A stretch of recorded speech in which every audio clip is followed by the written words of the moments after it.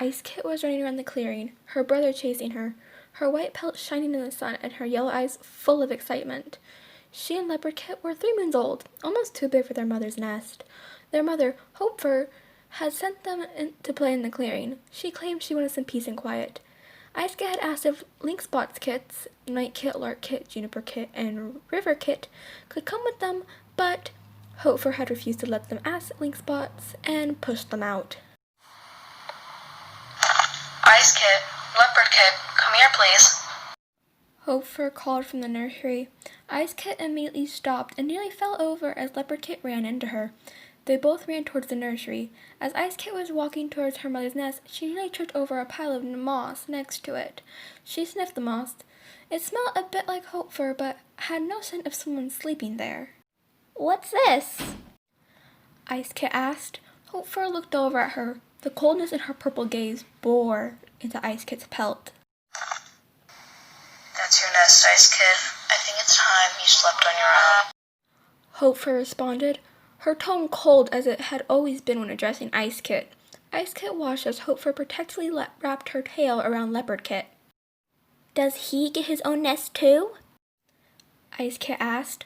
Hopefur snapped her head around to glare at Ice Kit as if she had just offended her. Of course not. He'll freeze without my warmth. His pelt is thinner than yours. Ice Kit looked very confused at that. Leopard Kit's pelt was thicker than hers. Realization hit Ice Kit. Hopefur favorited Leopard Kit and didn't care for her. Ice Kit tried to not let it get to her, but nothing worked. During some nights, Ice Kit would get cold from the leaf bare breeze and ended up sleeping at Link Spot's nest. The queen had been nice enough to care for Ice Kit when Hopefur wouldn't. "No kit should freeze or be neglected," is what Link Spots had said. 3 moons passed, and finally it was time for the kids to be apprenticed. Ice Kit didn't feel the same excitement she had before before Hopefur neglected her. Ice Kit was sitting by Link Spot's nest, watching with envy as Hopefur lovingly cleaned Leopard Kit for the ceremony. Ice Kit had moved into Link Spot's nest and started saying she was her mother. Link Spots was fine with it, and Lark Kit seemed happy to say she had a sister. Suddenly, a voice broke into Ice Kit's thoughts. All right, Ice Kit. It's your turn. Come here and let me clean you. It was Hopefur's cold voice. Link Spot stopped cleaning Lark Kit and got up to wrap her tail protectively around Ice Kit. "You neglected Ice Kit. I've taken her as my own kid since. I've given Ice Kit the love you couldn't provide since you're so obsessed with your son. It's because he looks like his father, isn't it?" Link Spots hissed. Anger blazed in Hopefur's eyes, as if she didn't like being told off. She shook her head, and the anger seemed to disappear. Kit, who do you want? Me, the queen who birthed you, or her?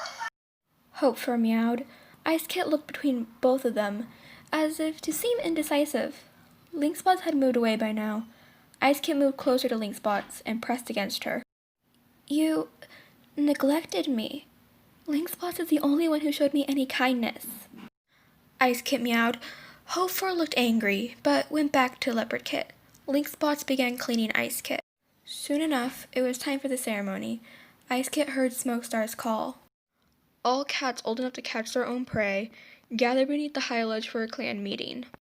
Link Spots pushed all 5 kits out of the clearing. Hopefur followed with Leopard Kit. As the cats began to gather, Smokestar looked down at the 6 kits and called them forward.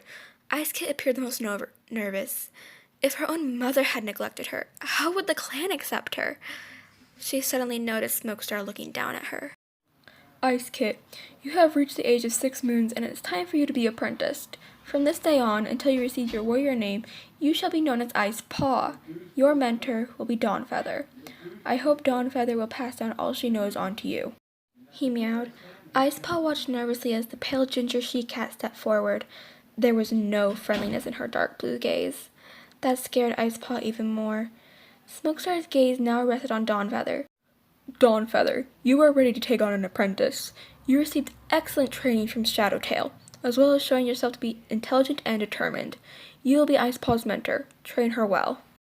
Dawnfeather dipped her head. I'll do my best. After that, Ice Paw stopped listening. Every bad outcome of her training with Dawnfeather was flashing through her mind. All she could see was the excited expressions on her den mates' faces as they met their mentors. But every single time she looked at Leopard Paw, all she felt was rage. To be continued. Special thanks to Leafpool, Rosie, and Mother Pastel over on Where Katsamino. They were the voices of Linkspots, Hopefur, and Dawnfeather in this video. All the other voices was done by me. That's why they sucked. But anyways, I hope you guys enjoyed this chapter, and I'll try to get chapter 2 out as soon as possible. Thanks for listening. Bye!